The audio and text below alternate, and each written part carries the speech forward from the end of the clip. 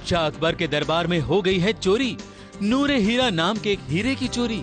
कौन है इस हीरे का चोर, किसी को पता नहीं।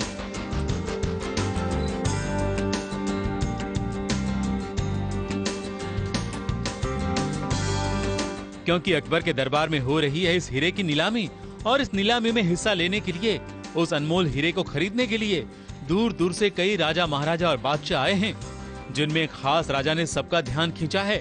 क्योंकि ये कुछ महाभारत के जमाने के धृतराष्ट्र जैसे लग रहे हैं। आवाज भी वैसी ही, हाव भाव भी वैसे, सिर्फ कपड़े और मुकुट अलग हैं।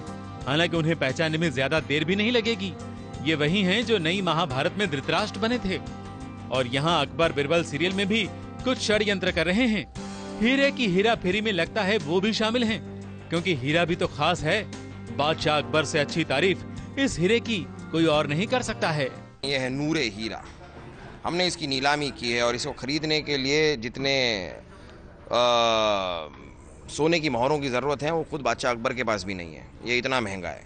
तो ये नीलामी में ये कैसे बिकता है और बिकने के बाद इस हीरे के साथ क्या क्या होता है, इसकी कहानी है। वैसे अगर कोई सदा नाम का आ जाता तो ये हीरा हम उसे दे देते, क्योंकि हीरा है सदा के लिए। तारीफ तो बिरबल की भी करनी पड़ेगी, क्योंकि उनके जैसा बुद्धिमान तो यहाँ कोई है ही नहीं। अपनी सूझबूझ से वो इस गुत्थी को जरूर सुलझाएंगे। यहाँ पर जब हम अकबर बीरबल कर रहे हैं तो बीच में आप गुत्थी कहाँ से ले आए? और सबसे बड़ी समस्या ये है कि चोरी तब हुई जब बादशाह अकबर दरबार में नहीं थे, तो उन पर भी कहीं शक जाता है। सब इस गुत्थी को सुलझाने के लिए बीरबल अपनी अकल लड़ाता है। बहुत ही मुश्किल गुत्थी है, क्योंकि पूरे मुगल साम्राज्य की इज्जत दांव पर लगी है।